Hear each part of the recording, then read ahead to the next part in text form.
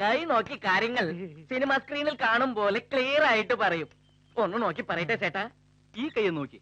ഈ കൈ നോക്കേണ്ട കാര്യം ഞാൻ പറഞ്ഞുതരാം. നീ കരിയലിൽ മൂത്രം ഒഴിക്കുമ്പോ പറ സൗണ്ട് കേൾക്കാറുണ്ടോ? രാത്രി കിടന്നുറങ്ങുമ്പോ കണ്ണടയ്ക്കാറുണ്ടോ?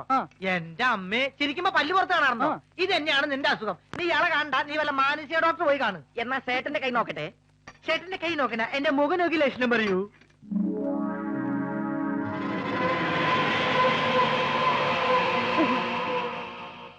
മുഖം കരിങ്കുറുങ്ങിന്റെ മാതിരി കറുപ്പാണെങ്കിലും ചേട്ടന്റെ മനസ്സ് വെള്ളയാണ്.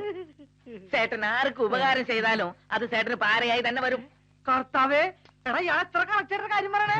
ഞാൻ ഇന്നലെ എന്റെ കൂട്ടുകാരൻ ഒരു പെഗ് മേടിച്ചു കൊടുത്തും അത് കുടിച്ചതും അവൻ എന്റെ തന്തയ്ക്ക് വിളിച്ചോടാ.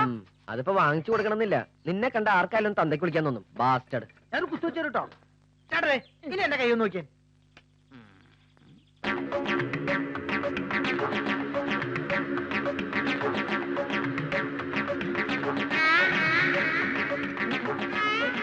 ഇതൊരു അത്ഭുത കൈയാണല്ലോ. ആയുർ രേഖ, ബുദ്ധിരേഖ, ഹൃദയരേഖ ഒന്നുമേ കാണല്ലേ. അയ്യോ, അത് ആരുണ്ടേ? നീ എടുത്തറാ. ഇവന്റെ ആയുസ്സും ബുദ്ധിയും ഹൃദയവും ഒക്കെ ഓയിലിൽ കലങ്ങിപ്പോയതാ. ഇപ്പൊ വെറും കരുതിയ പോലെ. ശരിയാ. എന്താ ഇവിടെ? What is A problem? എന്താ ജോലി ചെയ്യാതെ കൂട്ടം കൂടി നിൽക്കുന്നത്? ഏതായി ആസാമി? എന്താ ഇയാളുടെ വണ്ടിക്ക് രോഗം?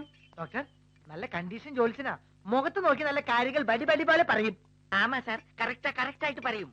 ആഹാ, എന്നാൽ എന്റെ മുഖത്ത് നോക്കി പറ.